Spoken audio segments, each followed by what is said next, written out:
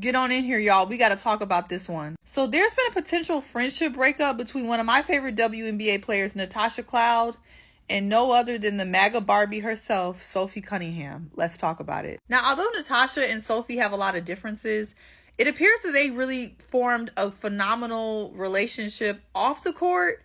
And of course, they have great chemistry on the court as Phoenix Mercury teammates. Now, I think most of us can look at Sophie and can tell that she screams MAGA Barbie USA. And perhaps Natasha already knew that. But when asked about this on her live, about the status of her friendship with Sophie post this election, this is what Natasha had to say. I have open dialogue. I try to have hard dialogue with her.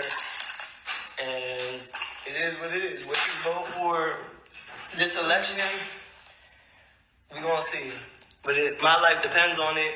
And if that don't matter to you, you can't tell someone you love them and then vote against their life. Period. Let's put aside for a second that Sophie Cunningham allegedly voting for a rapist, someone who is openly racist, openly homophobic, openly transphobic, while simultaneously being in a league that is predominantly African American, with many players that identify as gay or lesbian. That is wild in and of itself and bold in and of itself. But I'm not bringing this up to harp on the demise potentially of Natasha Cloud and Sophie Cunningham, because I hate to see that. But I think this has been popping up all over my FYP, that a lot of people on one side, the wrong side, don't seem to understand why voting against someone's humanity, who they are, their freedoms, is not just an agree to disagree type situation.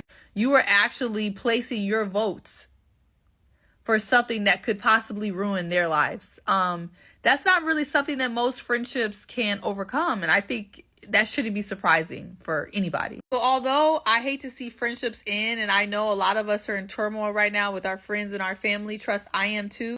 I just have to call a spade, and how you choose to deal with these people in your life is your choice.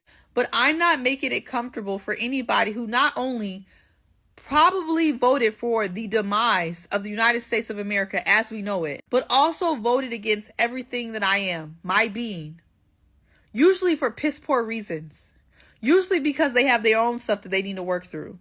Usually because they're feeling bad about themselves, so they're trying to punch down on people who they feel like are less than.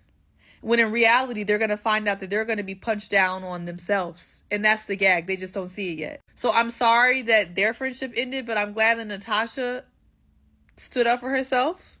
And maybe one day Sophie will understand that not only did she potentially, allegedly, vote against her own best interest, she voted against people that she loved. And that's hurtful. Y'all let me know what you think.